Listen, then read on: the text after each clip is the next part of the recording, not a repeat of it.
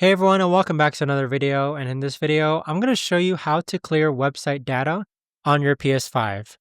Now, this video is going to be particularly useful for individuals. Maybe your PS5 is running a bit slower than usual, and maybe there's a lot of website data on it. How do you actually go ahead and clear website data? Now, this video is going to be short, sweet, and simple, guys. There's not going to be a lot of steps involved. But in order to do this, let's first navigate to where it says Settings. Scroll down to where it says System right over here. And then scroll down again and then find where it says Web Browser.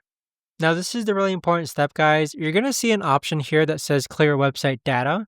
You want to go ahead and click on that and then click on OK. But there you have it, guys. That right there is the best and easiest way that I know of to actually go ahead and clear your website data on your PS5. If you guys know of a better or easier way to actually do this, let me know in the comments down below. I would love to know. Thanks so much for watching, everyone, and I'll see you guys all in the next video. Take care, everyone.